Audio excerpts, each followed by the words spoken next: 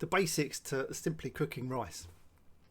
I use 1 part rice, 2 parts water. Here I use a glass. I know that's about 100 grams, which is 2 portions for me, one for today, one for tomorrow, or for me, whoever's eating with me.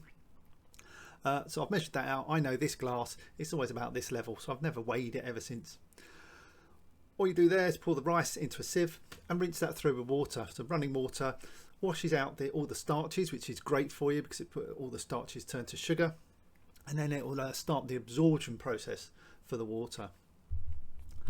Place that to the side of the sink, let that drain off, and then you just want a whole glass of water. So that's 2 parts. So half a glass of rice, a whole glass of water.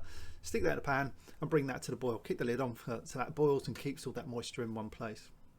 And while that's coming to the boil, just leave the sieve on the side. Make sure all the excess water is coming off to wash out all them last bits of starch.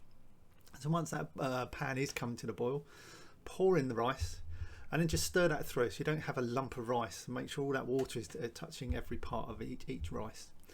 Stick the lid back on and then bring that to the boil.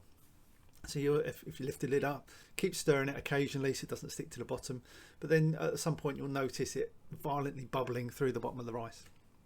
At this point, turn it down to a simmer so it just bubbles a bit more gently, and keep the lid on.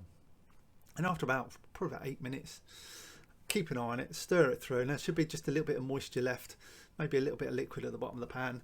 Stick the lid back on, remove it from the heat, so turn the heat off and put it on the next hob if you want. Put it on the sink, don't put it on a plastic counter, but just allow all that steam and everything in there. So just keep that sealed now until you're going to need it, so all that moisture in there will be absorbed by the rice.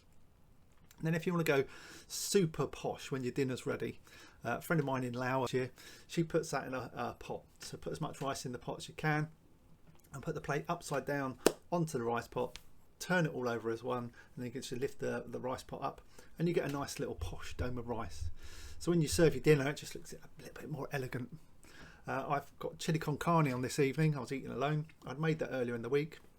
So while the rice was resting and absorbing all that moisture, 3 or 4 minutes in the microwave, heat that up. It's all not my own fresh ingredients. So there's a quick and easy meal all in one. Time it took to cook the rice, 12-15 minutes. That was it done. So how healthy do you need to be? Just one point of note, not all rice is equal. Brown rice is top of the list. That's the best for you. It takes a lot more time to break down, so the glucose is released a lot slower, which is how your body should absorb it. So less of it is going to fat and sugars. Basmati rice, sort of middle of the range. I prefer that flavour, and I prefer that with my meals. And not so much of that gets reduced down to sugars so quickly. But the bottom of the list, if that's all you can afford, it is just your basic white rice. It's nice, sticky, congealed stuff, but a lot of that is just absorbed very quickly into the glucose system. So a lot of that might get put onto fat if you have too much of that.